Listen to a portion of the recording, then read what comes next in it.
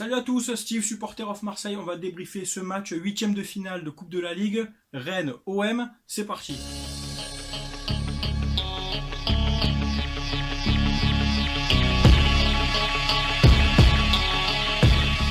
Bon, tout d'abord, avec notre habitude, le côté positif toujours, nos supporters qui ont fait le déplacement à Rennes, 500 ultras qui ont chanté tout le match, qui ont ambiancé, qui ont soutenu l'équipe. Bravo à vous, malheureusement pas récompensé. Voilà, je suis désolé pour eux, mais voilà, encore nos supporters font le déplacement, fiers de porter nos couleurs. Voilà. Bon, dans le jeu, Rudy Garcia avait fait tourner, donc Pelé dans les buts. Bon, Pelé qui a fait quelques beaux arrêts, qui pour moi, bon, sur le premier but, est un petit peu peut-être pris à contre-pied, sur la reprise du René André.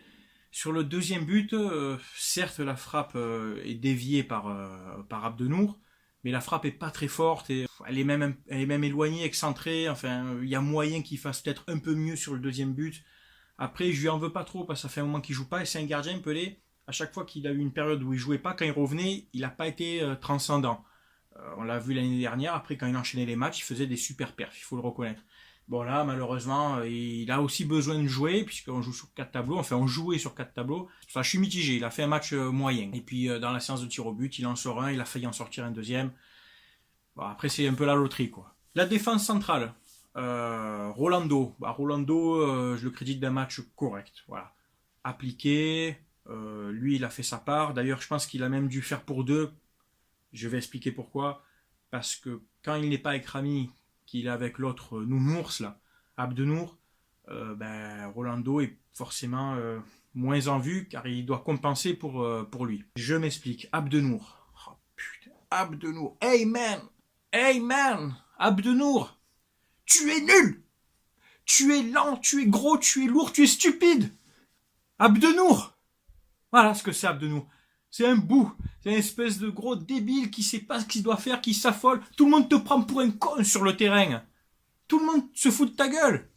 Walibi Kazri, là, il a fait ce qu'il a voulu. Mais c'est même pas, il t'a pas pris de vitesse parce qu'il a même pas allé vite. Il t'a fait 2 crochets, il t'a rendu fou, il t'a fait tourner. Sa frappe, elle est dégueulasse. T'es responsable sur tous les buts qu'on prend à chaque fois que tu joues. Le premier, t'es pas au marquage, sur le coup de pied arrêté. Et le deuxième, mec, tu dois le couper avant. Tu dois t'imposer un peu. Avec ta figure de CRS, là, vas-y, envoie, quoi. Non, Abdenour, 0, les gars. Je comprends pas pourquoi on allait chercher ce joueur. Il arrive blessé. On me dit, oui, il arrive blessé. Ah, ça va, les gars. Oh, il se fait soigner quand même depuis un moment. Stop, il arrive blessé.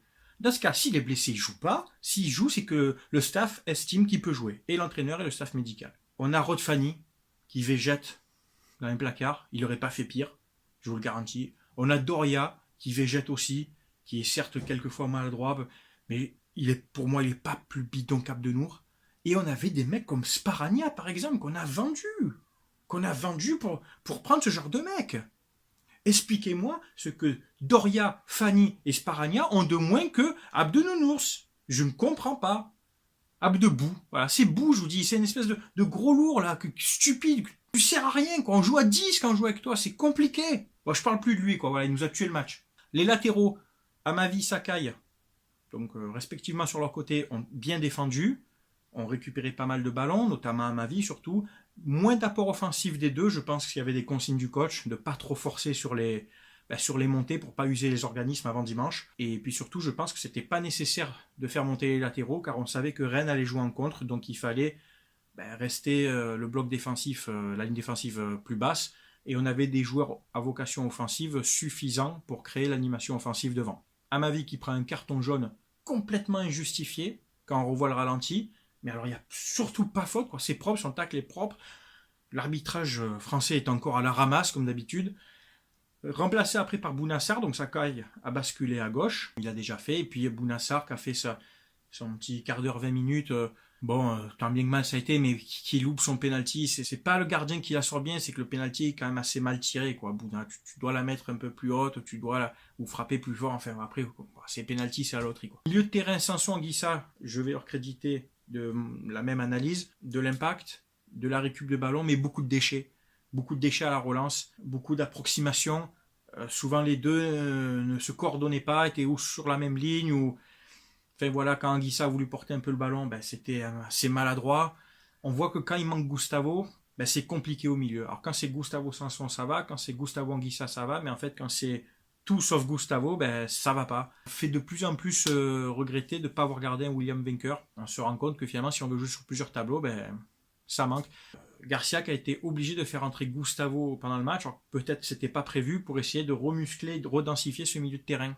On en est réduit à faire rentrer nos joueurs qu'on prévoit pas pour attraper les bourdes des autres. Les joueurs offensifs, Thauvin qui a joué en meneur de jeu en 10, ben, qui a pas mal essayé de distribuer, qui avait une palette plus large devant lui puisqu'il pouvait distribuer plus à gauche, droite ou dans l'axe. Bon, pas son poste habituel, peut-être pas autant à l'aise. Et puis surtout à un moment, il donne des super ballons qui sont pas exploités, quoi. Donc un Thauvin un peu sur l'économie aussi, je pense, pour dimanche, qui n'était pas mis sur le côté pour éviter peut-être les courses aussi. Donc voilà, c'est intelligemment fait. Si c'est ça, c'est intelligemment fait de Garcia d'avoir économisé certains joueurs pour dimanche, car au vu du match, il y avait largement la place de gagner, quoi. Surtout qu'à 1-0, donc j'arrive sur NJ, à une super balle de 2-0, il chipote trop, il contrôle, il perd son temps. Normalement, mec, c'est soit tu la remets direct dans la course de Mitroglou qui arrive, mais tu dois pas faire cette frappe dégueulasse et cette reprise après qui a chier, quoi. Mais en fait, c'est ça, c'est NJ, ça folle tout le temps, quoi. On dirait qu'il a peur dès qu'il a le ballon, vite, il faut que je fasse quelque chose, quoi. C'est un mec qui va vite, c'est un mec qui a un peu de ballon, quoi. Mais après, devant le but, c'est hyper maladroit, quoi. NJ nous coûte, à 2-0, le match est quasiment plié, et puis après, on le gère tranquille, non. NJ qui fait 2 passes décisives, mais les gars, voilà, il fait des centres sans regarder, hein, faut être honnête. Hein. C'est plus à l'honneur des 2 buteurs que sur ses centres, quoi. Hein. Voilà, hormis ces 2 centres d'ailleurs, il fait rien du match. Ocampos qui a pas mal de fois percuté, qui dribble, qui passe vite, qui amène de la puissance, mais qui après, au fur et à mesure du match, a un petit peu disparu des radars. Alors est-ce que c'est aussi des consignes du coach de lui dire calme-toi, lève le pied, enfin... Dans leur tête, ils étaient tous à penser peut-être au match de dimanche, à s'économiser, c'est possible. Bon, pas un top match au Campos, mais pas le plus mauvais non plus, quoi. Et Mitroglou devant, Mitroglou, voilà, je l'ai mis dans mes bestes, il a mis son but. Il a beaucoup d'acharnement pour récupérer les ballons, on l'a vu courir un peu partout. Il a même à un moment fait une roulette, enfin, il dribble, il a percuté, il a mis un but injustement refusé pour un hors-jeu qui n'y était pas. Voilà, un bon match de Mitroglou, c'est dommage parce qu'on l'a senti vraiment en jambes, on a senti Mitroglou qu'on a connu un peu à Benfica, ce genre de jour-là, et qui là, par contre... on peut se dire, oui, on peut s'appuyer sur toi, quoi. Voilà. S'il continue dans ses performances comme ça me va. Pour les remplaçants, donc Gustavo est rentré, bon, il a joué quelques minutes. Germain est rentré, qui met son but, un beau but sur le centre d'Enji, mais une belle tête décroisée.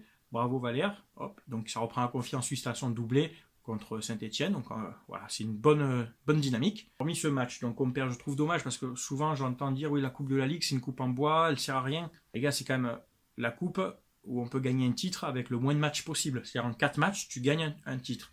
Alors soit l'objectif c'est le podium, de faire un parcours en Europa League, mais en attendant, ça serait bien de ramener un titre de temps en temps quand même. C'est ça qu'on regarde aussi. C'est ça qu'on regarde à la finalité, c'est le palmarès, c'est les titres. On a vu que Lyon s'est fait sortir, il reste éventuellement Monaco et Paris, mais sur un match, on a bien vu que si on met notre grosse équipe sur un match, c'est Monaco et Paris, on peut les taper, il n'y a aucun problème pour ça, j'en suis persuadé. C'est dommage, pour moi la Coupe de la Ligue...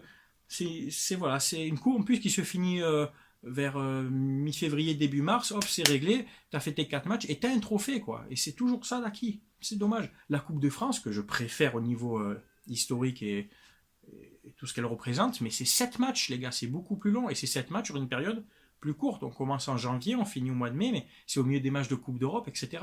Donc voilà, je suis vraiment un peu déçu de ce match. Je pensais qu'on aurait pu le jouer, le gérer tranquillement. Pour moi, le tournant du match, c'est cette balle de 2-0 qu'on met pas. Et puis après on prend 2 buts. Et puis voilà, quand tu joues à Cap de Nour derrière, c'est comme si tu jouais à 10, quoi. C'est compliqué de jouer avec ce genre de mec. On se dit à lundi matin pour le débrief de l'Olympico, Lyon-Marseille. Moi, je crois une victoire là-bas, en terre lyonnaise. Il y a moyen. On a les jours pour. On a la capacité de leur poser des problèmes, de leur faire mal. Et si on gagne là-bas, on lancera un bon signal pour dire, voilà, la 2e place, elle peut être pour nous. C'est tout pour le débrief. Merci à tous pour ceux qui me suivent. Bienvenue pour les nouveaux qui sont arrivés sur ma page. Vous pouvez me suivre sur ma page Facebook, sur mon Twitter ou sur ma chaîne YouTube. Merci de vos messages. À très bientôt. Ciao tout le monde.